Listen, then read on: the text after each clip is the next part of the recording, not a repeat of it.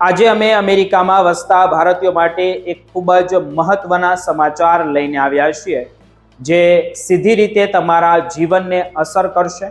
ખાસ કરીને જે લોકો દક્ષિણ કેલિફોર્નિયા, એરિઝોનાના, નેવાડા અને ન્યૂ મેક્સિકો જેવા વિસ્તારમાં રહે છે, તેમના માટે ભારત સરકારે એક મોટી ભેટ આપી છે. લોસ એન્જલસમાં આવેલા ભારતીય કોમ્યુલેટના દ્વારા હવે 6 એપ્રિલ 2026 થી સંપૂર્ણ visa overseas citizenship of India એટલે કે OCI સેવાઓ સત્તાવાર રીતે શરૂ કરી દેવામાં આવી છે. આ એક એવો નિર્ણય છે જે હજારો ભારતીય અમેરિકનો માટે અને ગુજરાતીઓ માટે સરકારી પ્રક્રિયાઓને સરળ બનાવશે અને તેમને ઘરની નજીક જ તમામ સુવિધાઓ પૂરી પાડશે.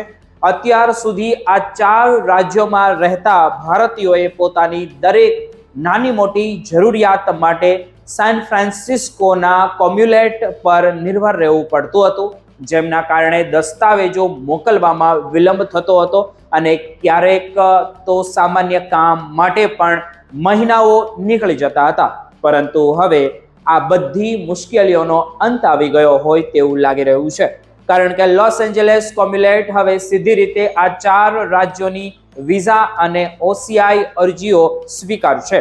આ નિર્ણય ભારત સરકારની વિદેશમાં વસતા પોતાના નાગરિકો પ્રત્યેની પ્રતિબદ્ધતા દર્શાવે છે. ખાસ કરીને ટેકનોલોજી, મનોરંજન અને શિક્ષણ જેવા ક્ષેત્રમાં કામ કરતા ભારતીય વ્યવસાયિકો માટે આનાથી મોટી બીજી કોઈ રાહત હોઈ શકે નહીં.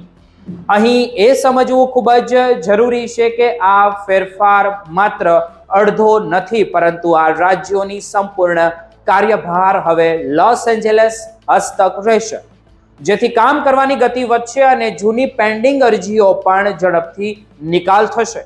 જો કે તમારે એક વાત ખાસ યાદ રાખવી પડશે કે પાસપોર્ટ સંબંધિત સેવાઓ હજુ પણ સાન ફ્રાન્સિસ્કો કોમ્યુલેટ પાસે જ રહેશે, જેમાં ગ્લોબલ એન્ટ્રી પ્રોગ્રામ, પોલીસ, જે કન્વીનિયર સર્ટિફિકેટ અને સેન્ટર સર્ટિફિકેટ જેવી બાબતોનો આમાં સમાવેશ કરવામાં આવે છે. એટલે કે જો તમારે પાસપોર્ટનું કામ હોય તો તમારે હજુ પણ સાન ફ્રાન્સિસ્કોની ચેનલનો જ ઉપયોગ કરવાનો રહેશે. આ ફેરફાર એટલા માટે મહત્વનો છે કારણ કે જો તમે ખોટી જગ્યાએ અરજી કરશો તો તમારી અરજી રદ થઈ શકે છે અથવા તેમાં બિનજરૂરી મોડું પણ થઈ શકે છે. તમારી તમામ અરજીઓ હવે VFS લોસ એન્જલસ દ્વારા જ કરવાની રહેશે અને કોમ્યુલેટમાં સીધી રીતે દસ્તાવેજો સ્વીકારવામાં આવશે નહીં. આ વ્યવસાય એટલા માટે કરવામાં આવી રહ્યો છે જેથી સુરક્ષા ધોરણે જળવાઈ રહે અને છેતરપિંડી કે ભૂલોની શક્યતા આમાં રહે જ નહીં.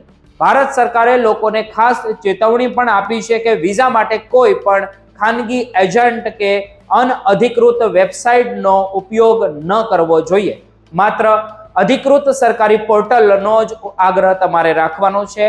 આ આખી પ્રક્રિયાને વધુ આધુનિક બનાવવા માટે ભારત સરકાર દ્વારા એક નવું OCI પોર્ટલ પણ લોન્ચ કરવામાં આવ્યું છે, જે વાપરવામાં અત્યંત સરળ છે.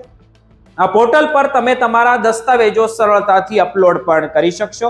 પેમેન્ટ કરવામાં પણ કોઈ તકલીફ નહીં પડે અને સૌથી સારી વાત તો એ છે કે તમે દુનિયાના કોઈ પણ ખૂણે બેસીને તમારી અરજીનું સ્ટેટસ લાઈવ ચેક કરી શકશો, જેથી તમારે હવે વારંવાર ફોન કરવાની કે ચિંતા કરવાની જરૂર રહેશે નહીં.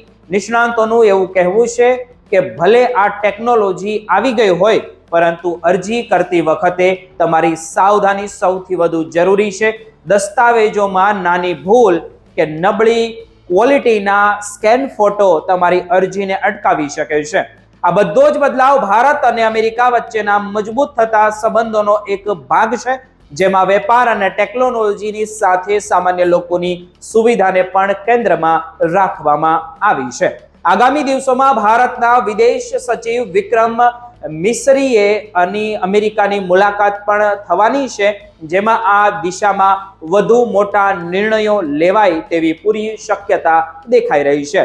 આ સુધારાથી હવે જે પરિવારો ભારત જવાની તૈયારી કરી રહ્યા છે કે જે વિદ્યાર્થીઓ ત્યાં અભ્યાસ અર્થે જવા માંગે છે તેમના માટે બધું જ કામ ખૂબ જ ઝડપથી પૂરું થશે. આ એક ઐતિહાસિક પગલું છે જે અમેરિકામાં રહેતા ભારતીય સમુદાયના અવાજને સાંભળીને લેવામાં આવ્યું છે. એટલે હવે તમે જ્યાં પણ કોઈ અરજી કરો છો ત્યારે તમારા રહેઠાણના વિસ્તાર મુજબ યોગ્ય કેન્દ્ર પસંદ કરજો અને હંમેશા સત્તાવાર માધ્યમોનો જ ઉપયોગ કરવો જોઈએ. આ માહિતી મિત્રો તમારા સગા સંબંધીઓને પણ પહોંચાડજો જેથી કોઈ પણ વ્યક્તિ ગેરમાર્ગે ન દોરાય અને આ નવી સુવિધાઓનો પૂરેપૂરો તે લાભ ઉઠાવી શકે.